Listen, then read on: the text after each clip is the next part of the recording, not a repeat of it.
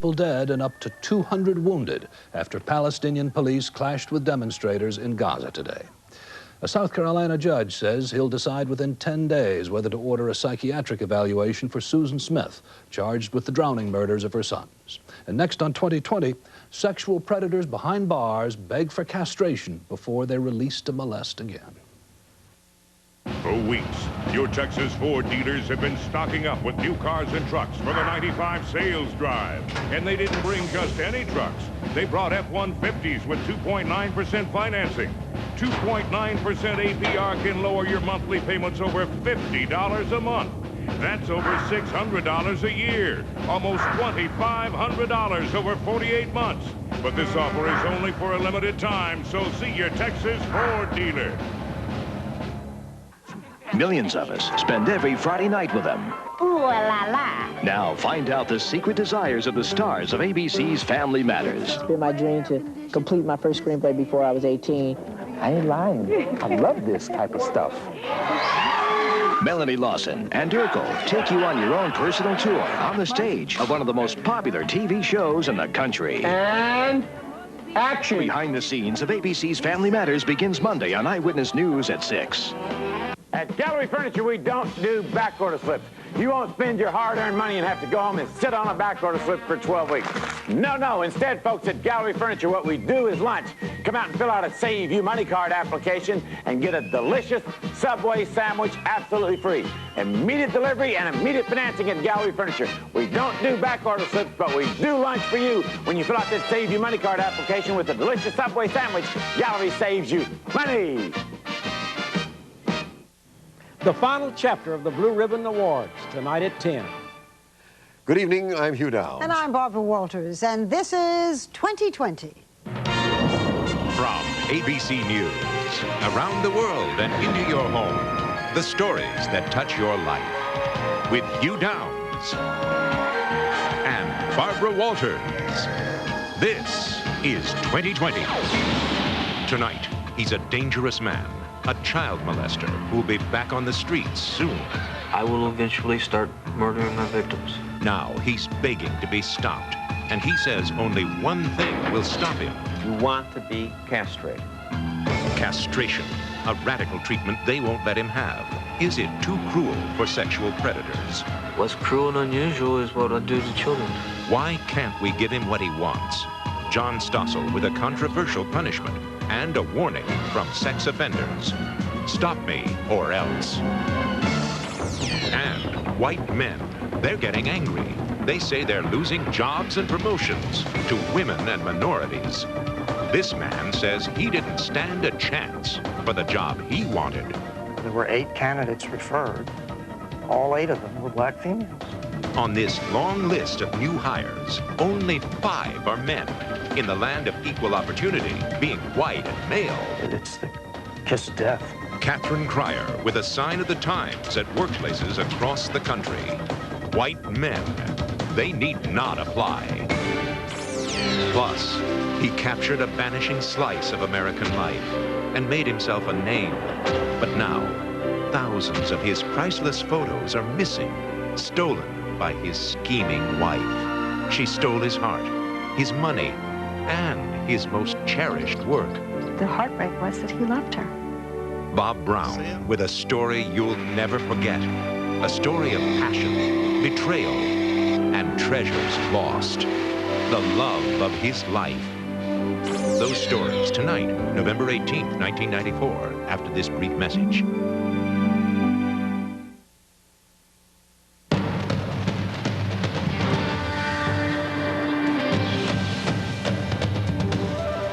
With a 282 horsepower V8 engine, it's designed to get you there quickly. Although, once inside, you may not consider that a benefit. Presenting the BMW of luxury cars. Everybody hold on to your seats. More colossal than a roller coaster. A bigger rush than free falling. Cool. The thrill ride of your life isn't at any amusement park. Do they think I'm doing this for fun? but it's yours to own. Buy Speed now on videocassette. The ultimate thrill is the price. Buy it for $19.98 or less. First, one of the most dangerous men you'll ever meet. A sexual predator, a child molester, who wants to warn you he will strike again. There is a way to stop him. He says it's the only way, and he is begging prison officials to take that step. But their answer is no. Why? Because what this criminal is asking for is castration. Castration, a radical procedure that conjures up horrid and unacceptable images in the minds of most people. Is it really too cruel to use on men who prey on women and children and just can't stop? Don't make up your mind until you've heard the story that John Stossel has to tell. Children have nightmares, writes Larry McQuay, because of monster men like him. He drew this picture of himself and wrote, "I am the hideous monster, because I have forced children to perform disgusting sexual acts. And unless you stop me, I'll do it again." McQuay is now in jail here in Tennessee Colony, Texas, serving the last year of an 8-year sentence. Although he hates jail, he says jail time won't change his behavior because it hasn't changed his urge to molest. He says he and the other sex criminals just bide their time in jail, daydreaming about children. And you watch TV and watch children? Yes. You got all these wonderful shows that show children just running around happily, jumping into adults' arms and hugging them and kissing them and all. It's beautiful. There are treatment programs in some prisons, usually group therapy like this session in a prison in Vermont. Come to the surface and you will somehow try to experience what your victim felt. But a study of recidivism rates done by Psychological Bulletin concluded there's little evidence that this kind of treatment works. McQuay had similar treatment, but said it made little difference. His sex urges are so powerful and constant, he says, that when he gets out next year, he knows he'll molest again. Hell is not enough to keep him from reoffending. The solution, he says, is to castrate him. You want to be castrated? Yes. I wanted to stop my compulsive urges to have sex. At the turn of the century, castration was an accepted form of treatment or punishment for sex offenders in several states. Hundreds of prisoners were castrated. But in the last 50 years, none have been. People came to find the practice repulsive. It was too similar to the experiments conducted by the Nazis in concentration camps, too close to an ugly part of American history. In the South, blacks were sometimes castrated before they were lynched. When McQuay asked the Texas Prison Department to castrate him, begged them actually, Texas refused. Castration hasn't been done in this country because it's considered cruel and unusual punishment.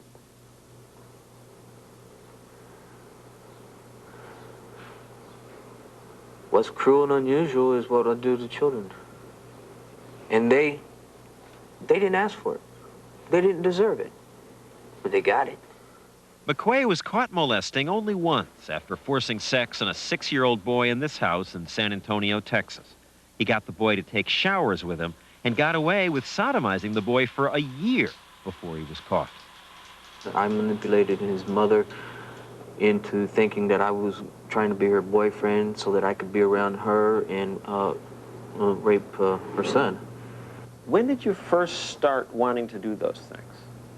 I have done this as long as I can remember, which is as far back as age 7. And these would be neighbors or people you babysat for? It would be neighbors, people I babysat for. I was a school bus driver in San Antonio for a while in there. I would act caring if I saw a child that, was alone. I'd go over and spend time with him or her, try to make them feel good, like they were liked, accepted, and go from there. McQuay says he's molested hundreds of children, and over the years his attacks gradually became more violent. That's not likely to change, he says, because the only thing he's learned in prison is to reduce the chance that he'll be caught. The easiest way not to get caught is to make sure the child cannot tell. Meaning? Meaning that the child will probably not live through it or will suffer so terribly that he physically not able to tell. And your thought is that if you're out, you will... I will eventually start murdering my victims. Why don't we just lock you up forever? Law prohibits it. I can only stay locked up for 8 years that the law said. Then you got to catch me again. Most molesters don't stay in jail. They get out, and then most are caught molesting again. Most. Here in Texas, 11,000 sex offenders are currently in jail, but officials say more than 20,000 are free, walking the streets. Since studies suggest the average pedophile molests 15 to 150 children, this puts huge numbers of children at risk. Soon dozens will be at risk from McQuay alone. It scares me. I can see why it scares me. But why do you say that? You like doing this. You're right, I do like doing it. I like the feelings I get. I like that. But at the same time, I know it's wrong. I know that it hurts, and I've got to stop. Some sex offenders act as though they were addicted. The sex drive is a powerful drive. It's driven behavior. Dr. Fred Berlin treats sex offenders at Johns Hopkins Hospital in Baltimore. He says castration is an idea that deserves consideration.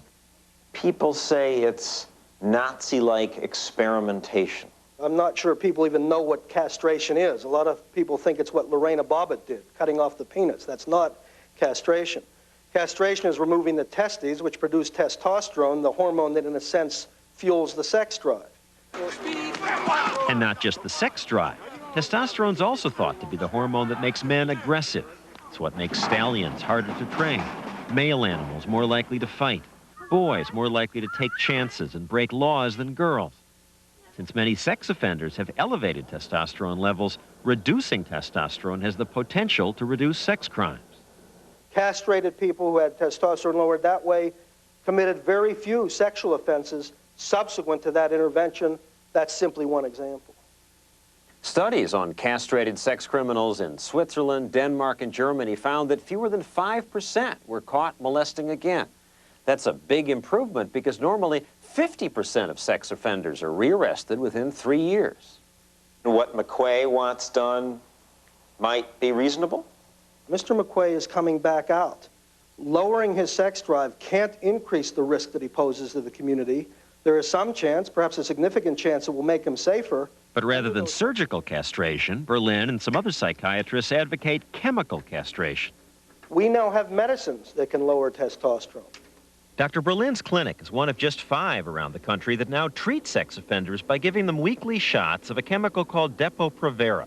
It's a drug that tricks their bodies into producing less testosterone. Berlin says it's not a cure, but this, plus some form of talk therapy, makes pedophiles much less likely to reoffend. I've seen people who insist prior to treatment that they can't control themselves. They've been repeatedly in trouble. We give them treatment. They say they feel more in control, and their behavior seems to confirm that what they're saying is true. These 2 sex criminals say it's true. They say they used to be simply unable to control their urges. What difference does the drug make? It stopped all the fantasies. It stopped the sexual drive. Just cold? Yes, yeah. This man likes to hold women at knife point while he masturbates. This man's obsessed with tying women up. Both were jailed and then released, with their deviant urges just as strong. You still have the thought? Still have the thoughts. Have the thoughts today. You know, coming here, had the thoughts. Saw different things, and the thoughts were there. But taking the drug gives you your choice back. You know, to have a choice and say no. You had no choice before? You felt like a robot. Somebody programmed, somebody put a cassette in your head, and you're just hearing over and over and over and over until you did it. You would have this wish to do this. It was a compulsive behavior. I could not control it. When this man was in jail in Connecticut, he asked for chemical castration, but the state refused. He had to sue to get the drug. Now, I would think the state would be happy to chemically turn you off. No, they were actually concerned about the side effects, the long-term effects of my taking this chemical. Who cares about you? I want to protect. I told the judge if I was to die 5 years down the road from cancer, whatever, I'd rather have that 5 years I can enjoy living instead of living the rest of my life possibly victimizing other people. You can't blame everything on testosterone. Diane Welch, president of the New York City chapter of the National Organization for Women, is one of many who doesn't believe that lowering testosterone levels is the solution. To me, this is a very easy excuse for, that's right, testosterone, boys will be boys, and that's all that it is. We take away that boy hormone, then he'll be fine. Welsh, a rape victim herself, fears that castrating sex criminals will lead people to believe, erroneously, that it's safe to release them, and that it will persuade authorities to substitute chemical treatment for punishment. I think it makes us all feel like, oh, by golly, we've solved that problem. We'll just cut off their balls. I don't think that's good enough. I don't think it's just testosterone. I think it's the way these guys think. I think they've been in the habit of thinking this way for years. And giving them a shot or giving them an operation is not going to do it. Well, so what would you do instead? I frankly would put them away for life. Some people say this isn't about sex drive. This is about violence and power and abusing children. Power and control doesn't explain the erection. The man is masturbating frequently thinking about little boys, can't get an erection thinking about women. He's very disturbed in the sexual sphere. That's not just somebody looking to exercise their authority over a young person. With some offenders, says Berlin, it is just about sex. For them, lowering testosterone works. This man's now married. This man has a steady girlfriend. They say this is possible only because of the drug. And although both are poor, they spend several $100s of their own money every month to make sure they stay under control. Without the drug, I can guarantee you I would be back out there doing the same thing again. Dr. Berlin argues that people like them and McQuay deserve a second chance, that America shouldn't be the kind of place where we lock them up forever. You empathize with McQuay. He's not that way because as a little boy he said to himself, look, when I grow up, do I, Mr. McQuay, want to be grown up as a person attracted to women, to men, to children? He didn't weigh those options and decide. He discovered in growing up that he's attracted to children. So let him suppress it. If I were attracted to children, I would not act on it. I'd know this was wrong. I wouldn't do it. Some people need help. At the moment, there's almost no chance that McQuay's wish to be surgically castrated will be granted. And programs administering chemical castration are rare. There's no program in Texas prisons. I should be damn scared about you. In less than a year, you're out. Yeah, I'm a monster. And something needs to be done to stop me. Mr. McQuay is not in a position where he's trying to beat the rap. He's coming out. He's saying, I can't control myself, please help. Certainly, for those people who are coming back out, and whether we like it or not, most of them are coming back out. If there's something that's going to make them safer when they return to the community, we as a society ought to be insisting that they have